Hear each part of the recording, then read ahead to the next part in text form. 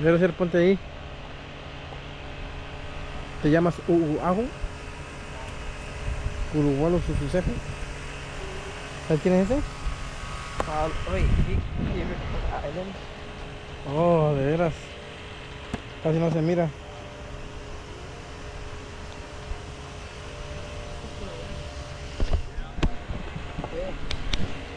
Rock stacking method we talked about up at the Maipana called Uha Humupuhaku, but at a much larger scale.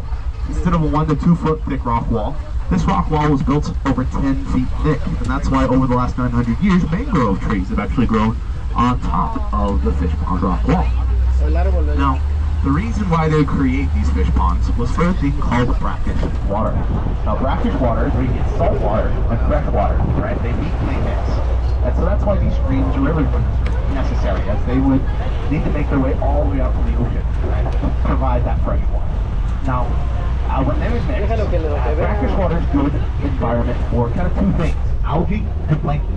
You get a lot of algae and plankton in one condensed area, that then is a big attractant for fish.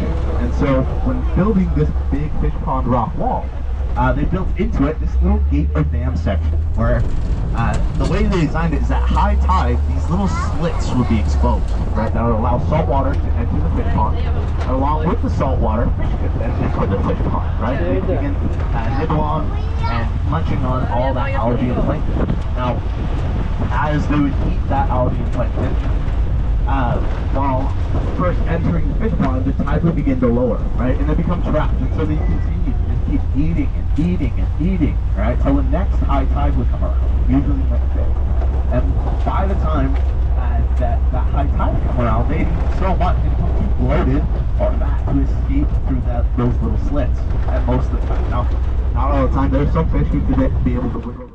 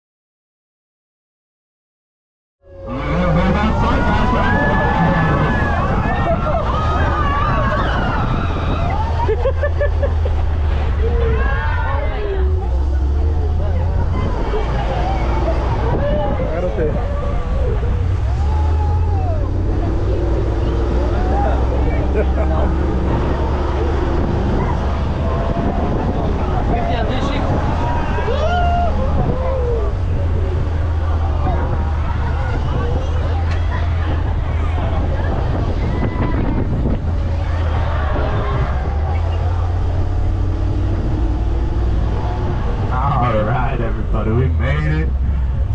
Great Chihu. Now, the rest of our tour today, right, you're having a good time. Or just the rest of your trip out here in Oahu, right? Eating the big old Chihu. Now, off here to our left-hand side, we're going to be seeing just a taste of some of the views we're going to be getting here in the Hakipu'u Valley. Here in Hakipu'u. It's commonly known as the Broken Hills, and you can kind of see why off here to our left. Right? There are just hills all throughout this valley, and they're kind of dramatic looking hills, right? Very steep in some sections, very shallow in some other sections, right? You're going to get just a little taste. It's kind of fun with all the clouds and the fog today. Now, off here, coming up to our left-hand side, we're going to be seeing this dense thicket of trees. Right? These trees are known as the strawberry guava tree. Now, strawberry guava is one of the most invasive plant species we have out here in Oahu. They cause a lot of issues for us, especially since here in Oahu and here in the Hawaiian Islands, we're actually the capital of the United States for endangered plant species. Over 50% of both of those lists are actually found here in the Hawaiian Islands. So, one of the main reasons why these plants have become endangered or have fully gone extinct was because of invasive plants taking over the natural habitat. And the strawberry guava are one of these invasive plants causing lots of opportunities. Now, around our tour today, you might see a little clearing. No, dijiste que era una piña. come tear out sections of land. That's part of our private nature reserve. Right? What they're doing is they're trying to clear out sections of these invasive plants to make more room for a native or indigenous plants.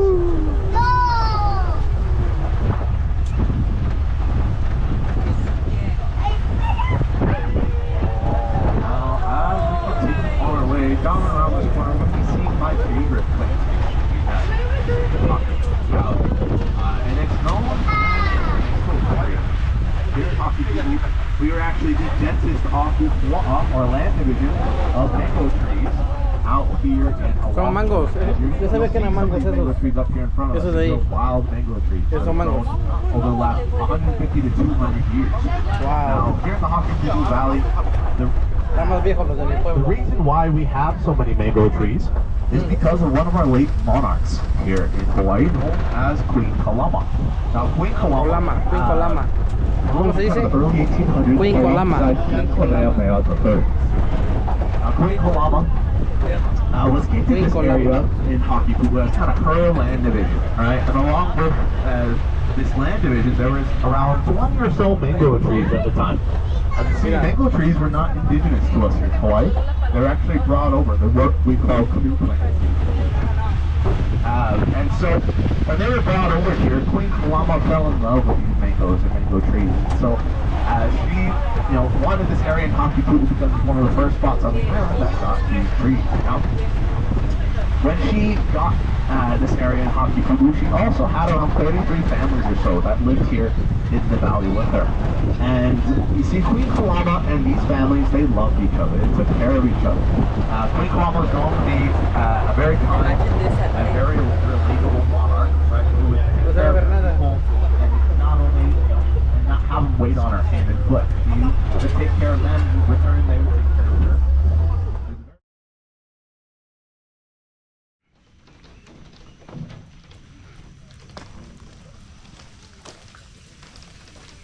Así, espérame. Espérate, güey. Hey, güey, así, güey. Dejen go. ¿Y este palo por qué? Vámonos.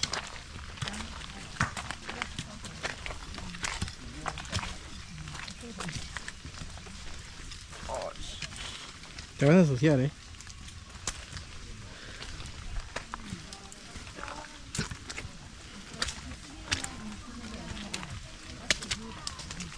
Así va a estar difícil para Cristian.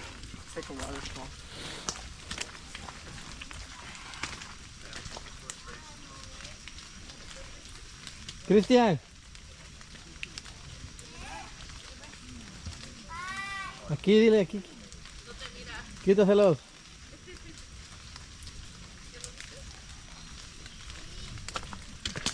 Oh. Ya voy a ensuciar, pa.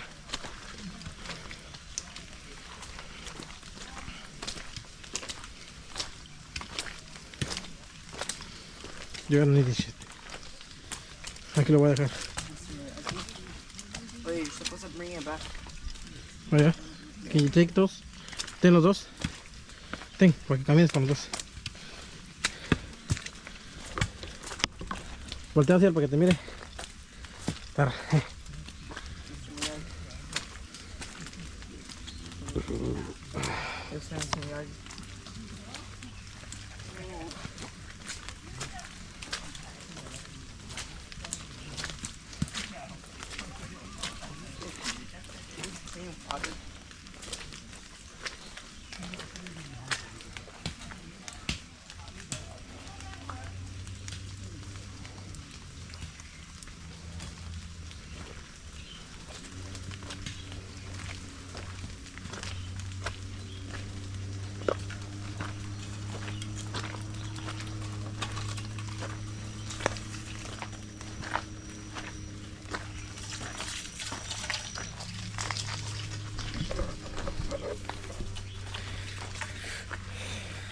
Aquí haciendo el hike en KUALOA Ranch. KUALOA Ranch.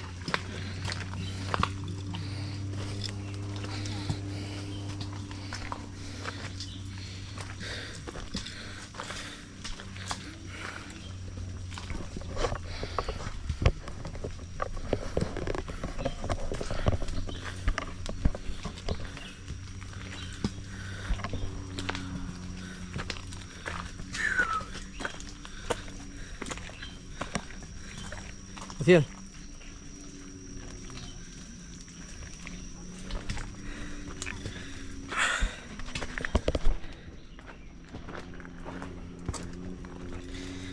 Yo creo que subí como unos 10,000 pies de altura.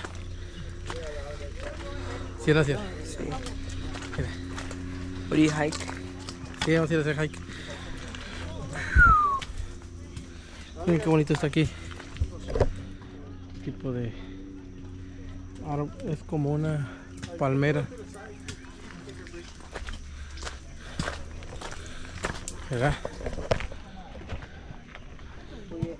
Okay. Thank you. You take it, Ciel. It was yours. Yeah, relax, relax. Thank you. You're almost there, but relax. Excuse me.